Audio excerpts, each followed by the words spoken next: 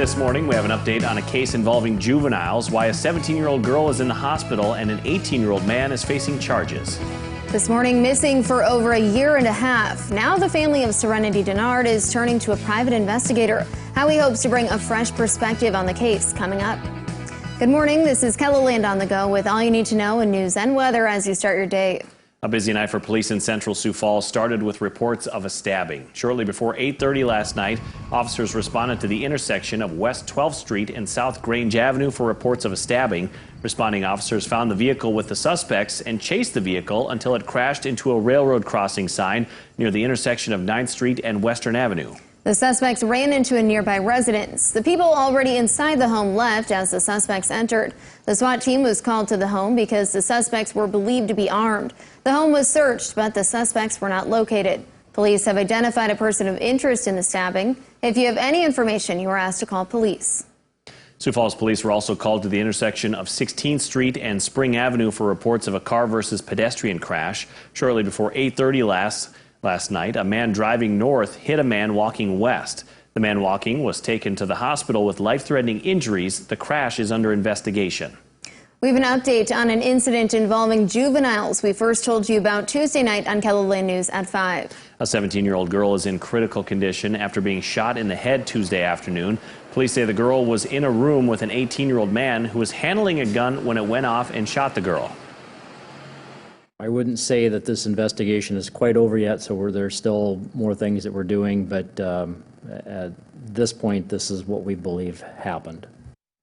The suspect is in the Minnehaha County Jail this morning, facing aggravated assault and reckless discharge of a firearm. Police were able to release information on the case because the suspect is an adult. Members of Serenity Denard's family have decided to hire a private investigator. This marks the latest chapter in the search for Serenity since she walked away from the Children's Home Society in the Black Hills. The investigator, Doug Coons, works for the organization Veracity IIR in Carmel, Indiana. It's an organization made up of several retired FBI agents. And perhaps after these 2 years, maybe there was somebody that didn't come forward that knew something before that maybe they will now. I don't know, but it certainly can't hurt. The team will be reaching out to other members of Serenity's family, along with investigators who have already worked on the case. Well, turning to weather now, temps are warming to end the week here in KELOLAND. Let's see how long this warm-up will last with meteorologist Scott Munt. Well, it looks like it may last straight through the holiday weekend, as it should, right? Monday's still up in the air. It's all a timing issue and how long the warm weather will last. Temperatures today, though, cooler than what we had yesterday. We'll have many locations in the 70s. Strong northwest winds this morning will continue through the morning hours, and then expect that to slowly die down as we go through the afternoon. More details on your KELOLAND Live Doppler forecast with Brian Karstens coming up. Thanks, Scott. An annual event aimed at remembering the fallen heroes of 9/11 will have a new look this year.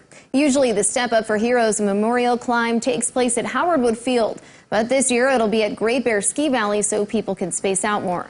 The event is put on by the Sioux Falls Firefighters Association. Every dollar raised will go towards helping people in need. This year especially, it's tough for people to get together and get outside and do things as a community. This is one way we can do it safely and really cooperate together to do a lot for good. The event begins on the evening of September 11th. For more details and to sign up, click the link in this story on KELOLAND.com. When we first introduced you to 21-year-old Nico Swally last week, he was busy picking up trash along Minnesota Avenue on his own time. His glasses fell apart during our interview, but that's when the community came together and offered to pay for an eye exam and new glasses. My glasses.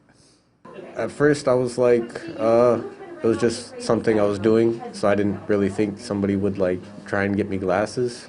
It's a big passion for me to help people that need something, and I've been blessed over and over millions of times, and so getting a pair of glasses or some contacts to somebody that's deserving of it makes my heart feel good.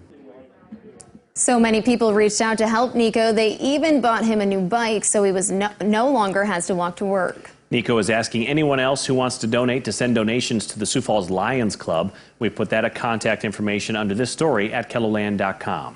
And that's a look at some of our top stories. Now let's get one last look at your weather with meteorologist Brian Karstens. All right, hotter weather just in time for the weekend. Let's take a sneak peek at your Saturday forecast. Sioux Falls 87, Rapid City 95. We have a fire weather watch in effect for the west with those kind of temperatures, low humidity, fire danger concerns are with us, even 100 out in Billings, Montana. But a big change is coming. Sunday, you're not going to see it yet. 90s are here in Ketholand, so that's another very warm summer day. But much cooler weather is coming into the forecast next week. In fact, it looks likely that it will snow next week in parts of Wyoming and Colorado. Even the Black Hills could see a few snowflakes. That big transition is forecast to happen on Monday. Will it rain in the process of cooling? Well, we think there's at least a chance a few thunderstorms could spark Saturday night in southern Minnesota. We'll watch radar carefully Monday. That's when this rain shower activity should develop in parts of Ketholand. And yes, the coloring suggests a little snow there to the west of us. That's a pretty big change, isn't it? 74 today in Sioux Falls, your Ketholand live Doppler HD forecast.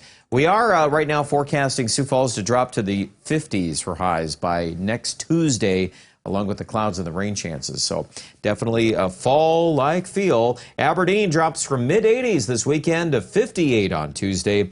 And likewise, Pierre in central South Dakota, we go from hot weather to more significantly cooling conditions, 60 by Tuesday. Could see some rain chances, and I would expect Rapid City going from the 90s to the 50s. Big change ahead. Check out details with this with our Storm Center update right now here at Ketholand.com, and have yourself a great Thursday.